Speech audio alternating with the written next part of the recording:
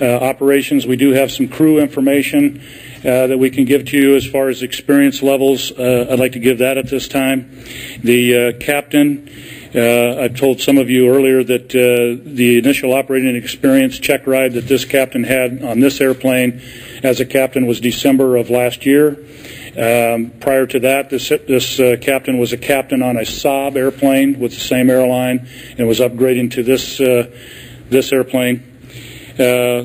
Flying time on the captain, 3,370. Can't even read my own writing. I think it's 3,379 is the total flying time of the captain.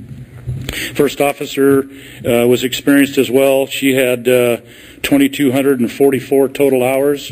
She had 774 hours in this type aircraft.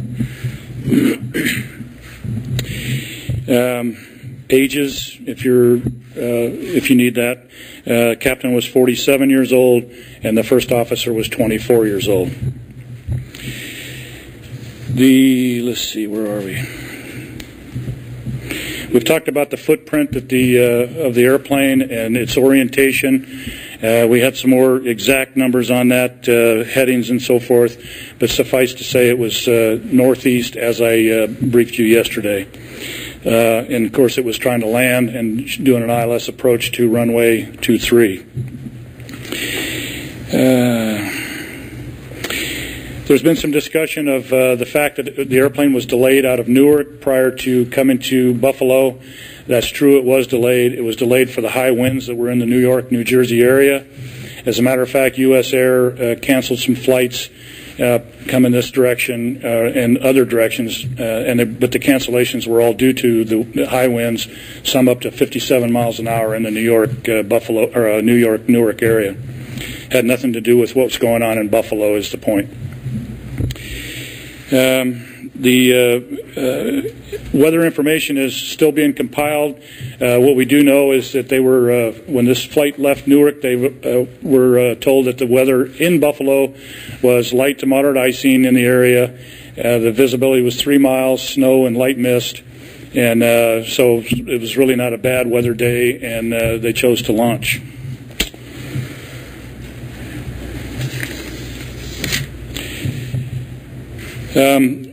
We talked yesterday and a lot of questions on when the de-icing system on this airplane was turned on. It was turned on 11 minutes after departure from Newark, and it remained on the entire rest of the flight. The FDR data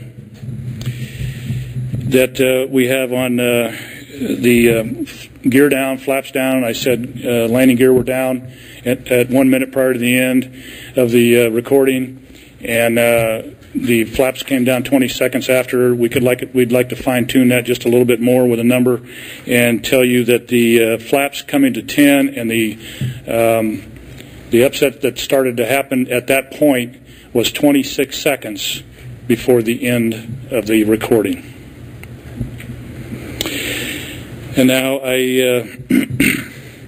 we also saw that of course I told you the autopilot disengaged. I told you that the stick shaker activated and the the pusher. The power was advanced at this 20-second point. In there we'll also see on the flight data recorder that the power was advanced, and as a matter of fact it was put to full power to try to get some flying airspeed back. I told you about the pitch and roll motions, and I told you also that I would give you the numbers of the pitch, the first motion of the airplane when the upset started was a pitch up of 31 degrees. I'm giving you the maximum numbers now. I'm not giving you each of the snapshots. We have snapshots of the flight data recorder every 5 seconds. And what I'm giving you are the maximums that it attained. So it attained a 31 degree nose up pitch attitude. Then it went to a 45 degree nose low pitch attitude. It rolled at the same time it's going nose low, it's rolling to the left. It rolled to the left 46 degrees. And then it rolled back to the right 105 degrees of bank angle. The G-forces that the flight data recorder picked up And I can explain G-forces if anybody needs further explanation on that. But suffice it to say, as we all sit here today, we're experiencing 1 G. So you can compare that to what I'm going to give you. The range of G forces that were experienced by this aircraft were 0.75 to 2 Gs.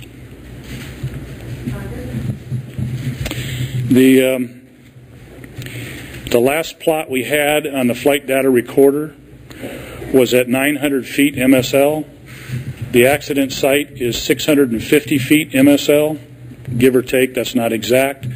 We do know Buffalo's field elevation is 725 feet. The accident was somewhere in the vicinity of 650 feet. We'll have more exact information on that as the FBI finishes their documentation for us. The last plot we had was at 900 feet MSL,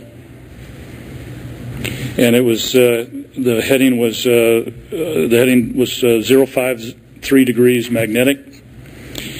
The roll was a right roll of 26 degrees. The pitch attitude was 30 degrees nose down, and the airspeed was 100 knots. We also correlated a lot of air traffic control radar hits that were given to us from their plots.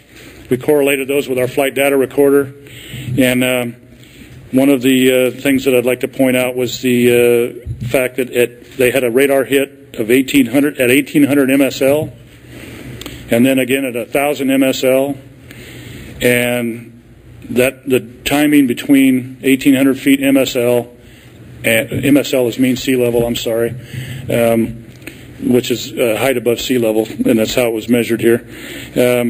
From between 1800 feet and 1000 feet, the 800-foot altitude loss took 5 seconds.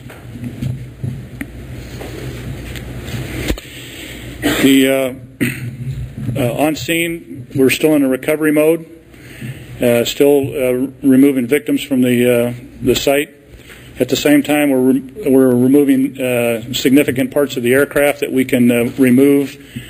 Again, the priority is to the victims, and we're removing significant amounts of the airplane parts. One of the things that we're trying to do, we have a crane on site that is going to lift the engines and put the engines up on the road so we can further examine those.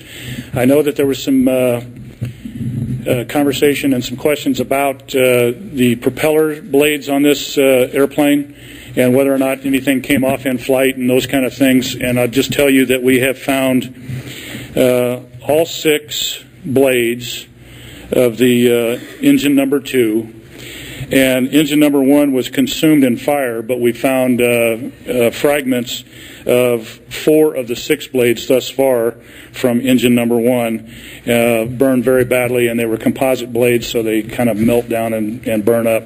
But this is indicating to us that the airplane doesn't seem to have lost anything prior to impact, that it came down.